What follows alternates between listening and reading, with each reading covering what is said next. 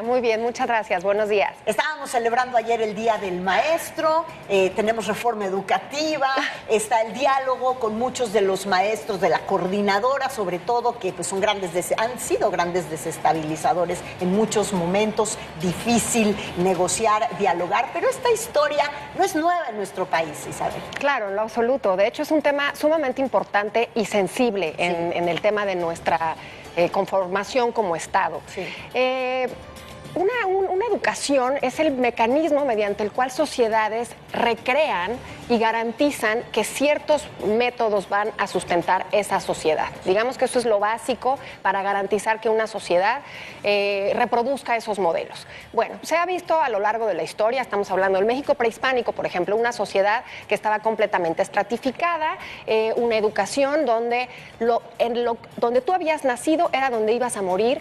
No había movilidad social absoluta. Sí. Tenías la escuela del Calmecac, que era para los sacerdotes, para los ahorita, las ruinas del Calmecac. Así es, para los que se iban a dedicar, digamos, a la oligarquía. Ajá. Y por otro lado tenías una escuela para jóvenes, el Telpochcali, donde estaban los demás que se iban a dedicar a las labores, digamos, de toda la sociedad, ¿no? Era muy estricta, estaba sumamente estratificada. Sí. De las mujeres ni hablamos, se quedaban en el hogar, en la casa, sí, claro, digámoslo así. Incluso el ombligo era enterrado cerca del hogar para garantizar que esa mujer no se iría nunca de ese ámbito. Y siempre, ¿no?, dedicada más al tema de la herbolaria, al tema de una medicina más casera. Exacto, ¿no? Y ni siquiera salir a buscar esa herbolaria, así era dentro del hogar. Ella sí se dedicaba a tejer, a hacer el vestido, a moler el maíz, y eran los hombres, los jóvenes, quienes se dedicaban a recolectar todas esas cosas. Bueno, era una sociedad en donde sí se tenía conciencia de lo común.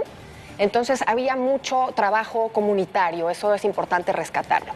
Cuando llegan los españoles, cuando se da la conquista, llegan los frailes, evidentemente la educación es una educación religiosa, la evangelización. Se les instruía en la nueva religión, la aritmética básica, y sobre todo, hay que decirlo, que impresionante, en la escuela de Tlatelolco, los primeros misioneros, las primeras órdenes mendicantes convencen a la corona que es importante enseñar a los indios hasta el latín. Entonces, en esta escuela de naturales de San Juan de Tlatelolco, al inicio del México colonial, virreinal, claro, mejor dicho, se da esta instrucción.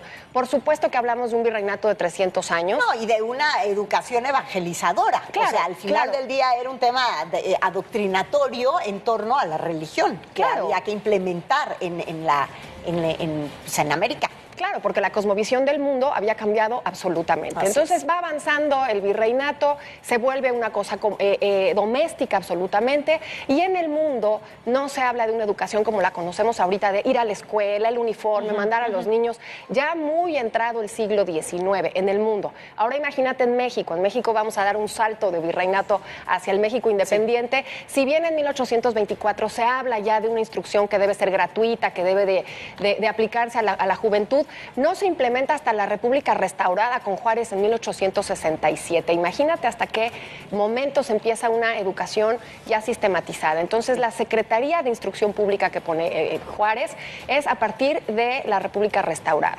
Pero no se da hasta el Porfiriato. Tenemos hasta 1905, con Justo Sierra, el antecedente de la Secretaría de Educación Pública, ¿no?, que es otra vez una Secretaría de Instrucción, donde los planes es para los jóvenes que tienen ganas de estudiar, pero no es obligatoria, no lo hace todo el mundo, y las carreras típicas, abogado, medicina. Sí, y de las mujeres ni hablemos. No hablemos de las mujeres. Claro. Y finalmente, porque no podemos dejar de hablar en esta rapidísima síntesis de José Vasconcelos. Sí. Es hasta la Revolución Mexicana, después de la Constitución del 17, donde el artículo 3 garantiza la educación gratuita y laica, y empieza la cruzada de Vasconcelos, y se funda en 1921 la Secretaría de Educación Pública como la conocemos ahora. Así es. Con un rezago muy grande, porque lo que hay que vencer es la ignorancia. Y yo quisiera poner sobre la mesa que uno de los grandes males que aqueja a nuestro país es justamente esa ignorancia.